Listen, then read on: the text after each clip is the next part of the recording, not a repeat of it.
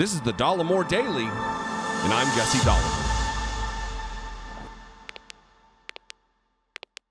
So last night was the final night of the first segment of hearings investigating the insurrection at the United States Capitol on January 6, 2021. Every single night that they've had hearings, they have done a masterful job of drilling down into what the most important aspects and the most dangerous aspects of that day were. And who was involved, who was complicit, who we should be laser focused on relative to consequences. Last night, of course, they talked about Donald Trump.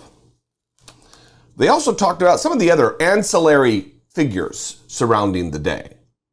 The people who not only had a hand in inciting the violent mob to action, but were complicit in the scheme. What many believe to be a criminal conspiracy to overturn a free and fair election, thereby reinserting Donald Trump, which is an overthrowing of our government. Josh Hawley is one of these figures, a very Ted Cruz-esque figure in all of this. Josh Hawley from Missouri. You'll remember the famous picture of him throwing his fist up in solidarity to the insurrectionists. And it was revealed last night. Look, here's the other thing. Throughout all of this, there have been many moments that are funny or hilarious or so tragic that we as a defense mechanism try to find humor in them. This is one of those moments because it does out him as the flailing, weakling coward that he is. He's a big, tough man putting up his fist while they're barricaded off the edge of the United States Capitol complex. But when his very life is in danger, as the mob has breached the Capitol and is attacking our country, he is running for the hills. Watch this presentation by the House Select Committee talking about this moment in the Capitol attack. Senator Josh Hawley also had to flee. Earlier that afternoon, before the joint session started, he walked across the east front of the Capitol.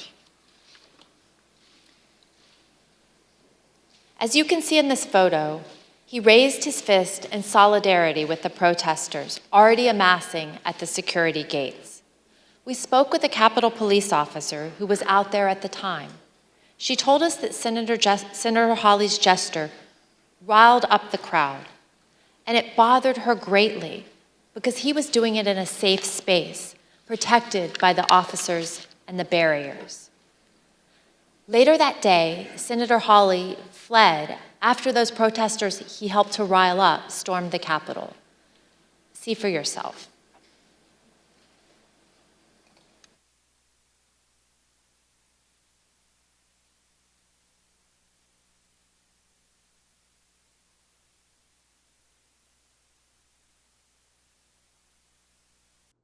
Disgusting. Hypocrite. It is again projection by Republicans. There's all kinds of flavors of projection these days from Republicans, but this is very Trumpian, where he promotes himself as a stand-up, regular tough guy. Hey guys, yeah, I'm with you.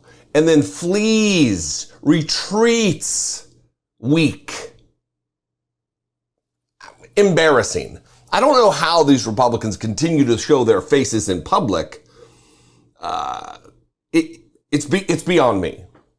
And one of the officers who was there that day, Michael Fanone, former Washington, D.C. Metropolitan Police officer, suffered a heart attack on that day, has since, I believe, retired.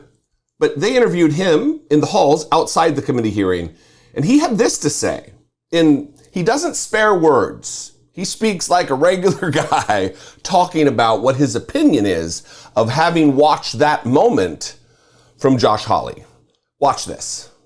Well, I mean, to be completely honest, to give you my, the first thoughts that popped into my mind was Josh Hawley is a and he ran like and the fist pump combined with what he did in the immediate aftermath just shows the true character or lack thereof. There are reports that saying like when they showed the video inside the hearing, people started kind of like giggling, laughing. Oh yeah, there was an eruption of laughter. I mean, obviously I see like the amusement of it, and I'm not going to fault people for finding it humorous, but that pisses me off. That guy's a clown. And you see the way that these guys perform in public, and then what they are in reality. You get a lot of that nonsense up here on Capitol Hill with these members of Congress that have become like a caricature in the media, but in reality, they have no character. They have no honor. They have no integrity. And the way they behave outside of the camera's eye is very different. He nailed it. He absolutely nailed it, because this is about a show, a performance, if you will. The next video I'm going to turn around and do right after this one is about Donald Trump's fumbling, bumbling outtakes of him for an hour trying to record a 3-minute video saying, you will be held accountable, all the nonsense that he said the day after he did nothing. And it reminds me, and I'm going to play video of him holding up the Bible, putting on a strong face like he's a righteous man. The video of him out on the balcony of the White House after having gotten back from Walter Reed with COVID, and he's trying his best not to reveal that he's struggling to breathe, because this is all that these Republicans can focus on, is what their image is, not what reality is, because they're not tough guys. They're not patriots. They don't have a love of country. As Michael Fanone said, Josh Hawley is a little bitch.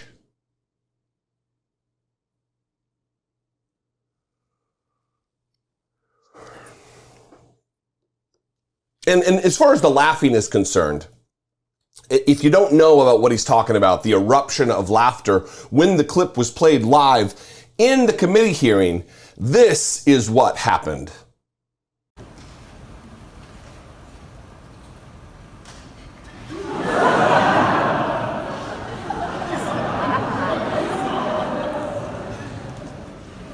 Humiliating. Not so humiliating for Josh Hawley, the dignity-free senator from Missouri, that he will apologize or change his ways or act differently. He'll continue to act like, I'm Josh Hawley, I'm a man, I'm a tough guy, when he is nothing but. He is, again, smooth-skinned, never done a hard day's work in his life, just a coward.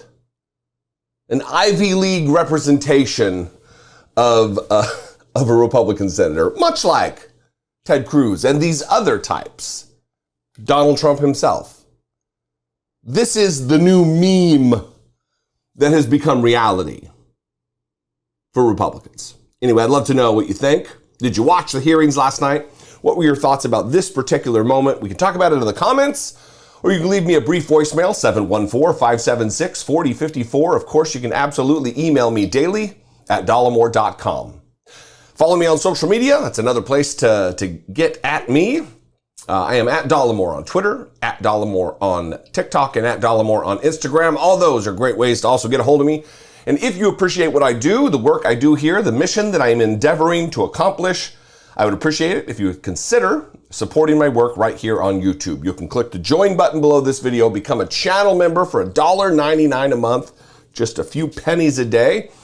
Or you can go over to patreon.com/IDoubtIt podcast. Both those work to support what I do right here. Anyway, I love you guys very much. I'll see you next time very much. Be genuine. Take care of one another.